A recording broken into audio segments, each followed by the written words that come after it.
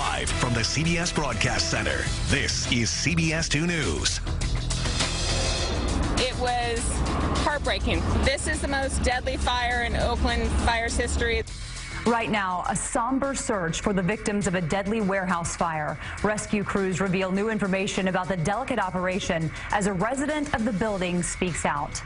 Good evening. Thanks for joining us. I'm Jessica Moore. A third of the warehouse in California has now been searched, but many questions remain. Here is the latest on what we know. The death toll has now risen to 33. That's up from 9 last night.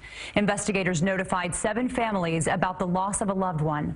Oakland's mayor says a criminal investigation has been launched, and a man from our area is confirmed among the missing tonight.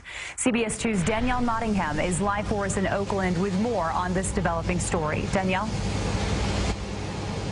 Well, Jessica, city officials are still briefing the media behind me. And what we also know is that it could take weeks to identify all of the victims once they clear this site. And this is something that's really hitting close to home for first responders. We just a sheriff's deputy lost his son in the fire.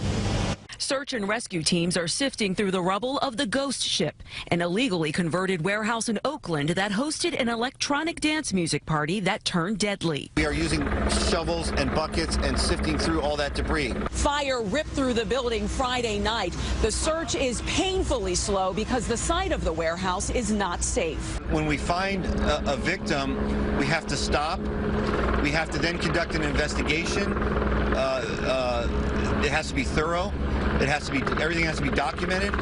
Then we can move that victim out, and then we begin the search process again. Officials say the warehouse had illegally been converted into artist studios and living spaces, which they say made it difficult for people to escape Friday night's fire.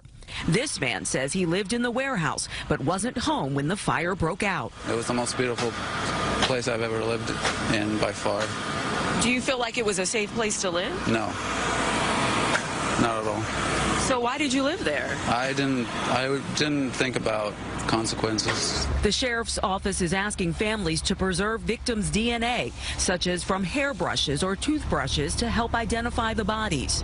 It's a terrible thing to have to say that and to have to come out here and do that, but that's what we're left to deal with here. Investigators have not found what caused the fire, but say the clutter inside fed the flames, and the lack of sprinklers gave victims little hope of escaping alive. City officials started investigating the warehouse last month after receiving complaints that people were living there. Now, city officials say their #1 priority right now is the compassionate removal of the victims from the warehouse, and they'll address the building's history at a later time. Live in Oakland, California, Danielle Nottingham, CBS 2 News. Such an awful story. Danielle, thank you for your reporting.